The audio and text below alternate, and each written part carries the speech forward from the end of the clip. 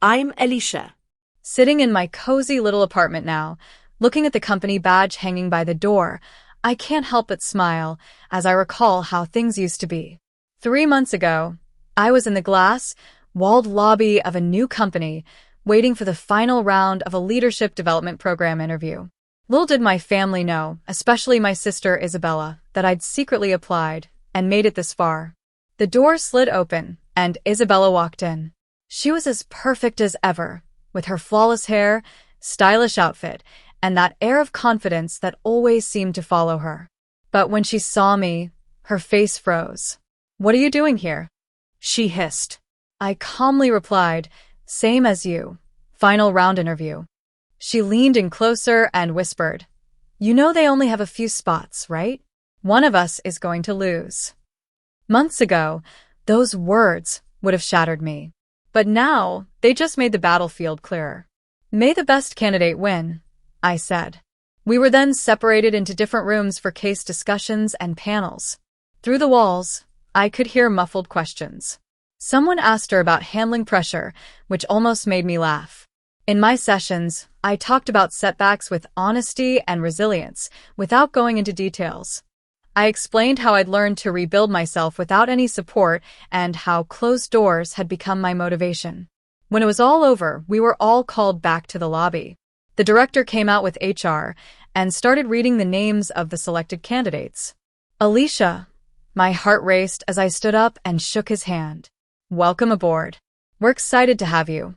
Over his shoulder, I saw Isabella standing there, waiting for her name. It never came. Outside the building, she grabbed my arm. "This isn't fair," she snapped, her eyes shiny with unshed tears. "I've been working toward this for years. Mom and Dad always said that you'd be the one who made it, and I'd probably fail."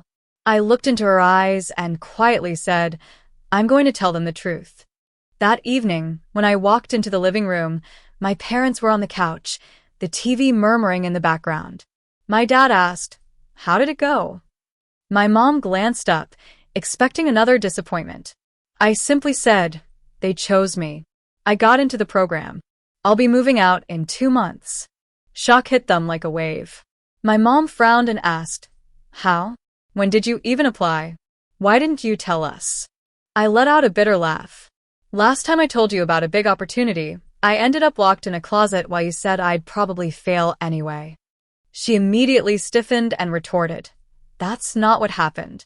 You were spiraling. Your sister was just trying to help you calm down." I took out my phone, opened the voice recorder, and hit play. Their voices filled the room.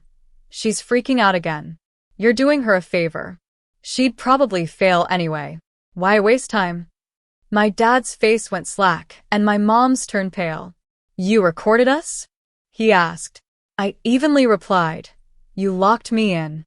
You laughed while I lost something huge to me." I needed to stop questioning my own memory. Just then, the front door opened, and Isabella stepped in. She froze when she heard the last line of the recording. My mom turned on her and demanded, "Did you really lock your sister in on purpose?" Isabella looked at my phone and muttered, "Of course you played it. You love making me the villain, don't you?" I said, "You did that yourself. I just pressed record." My parents were still in shock, and things got worse for them when they found out Isabella hadn't been selected. My mom whispered, "Not you?" Isabella bristled and snapped at me, "Are you happy now?" "They're disappointed in me. You got what you wanted." I softly replied, "What I wanted was for my own family, not to sabotage my life. You stole my first shot. I built myself back up alone. You had every advantage and still lost. That's on you."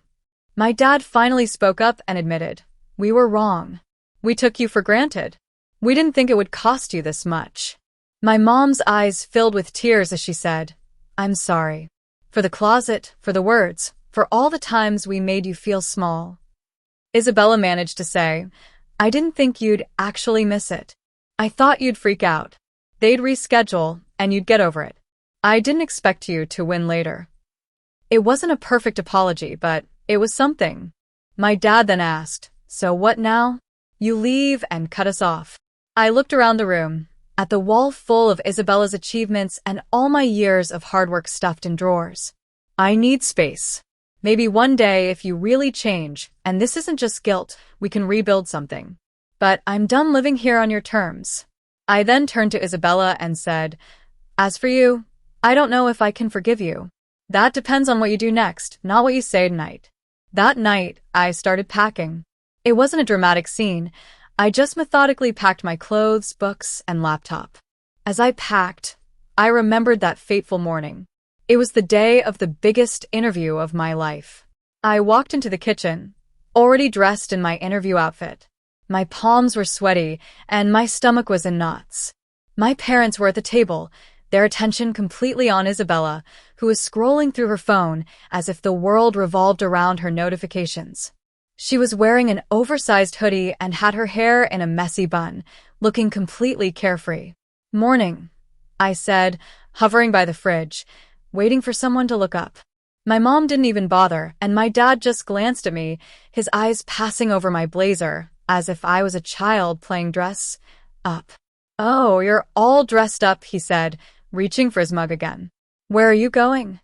I swallowed hard and reminded him. The interview for the graduate program, the one I've been preparing for weeks. Isabella snorted into her cereal without even looking up. Right, the big interview, she said, making air quotes. You say that every time you talk to a recruiter on Zoom. My mom finally glanced up from her phone and rolled her eyes. Don't start drama, Alicia. It's just a meeting. If it doesn't work out, it doesn't work out. I knew that for Isabella. Nothing was ever just anything. When she got into her dream college, they threw a huge party that annoyed the neighbors. When she got a minor internship, they talked about it for months, as if she'd become a CEO. Meanwhile, I'd been the one quietly paying bills, taking on extra shifts at work, and studying in the corner while they boasted about her to everyone.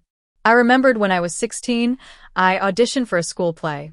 I poured my heart out on that stage, but no one even asked how it went.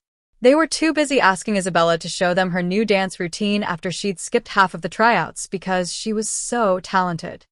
As I buttered my toast that morning, my hand shook a little.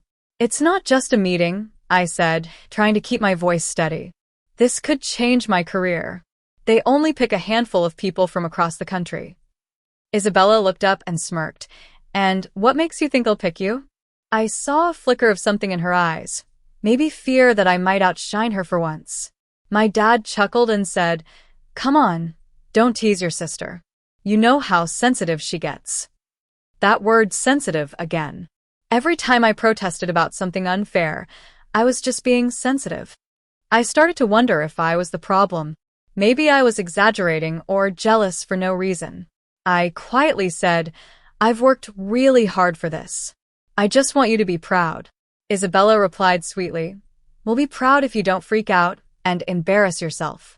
Just don't cry in the bathroom if they say no.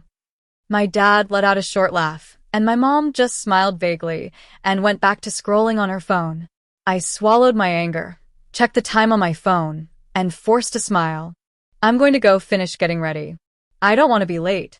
Isabella flashed me a grin that didn't reach her eyes and said, Don't worry, you won't be. At the time, I thought she was being supportive, but later I realized it was a cruel promise. After breakfast, I went upstairs to my room.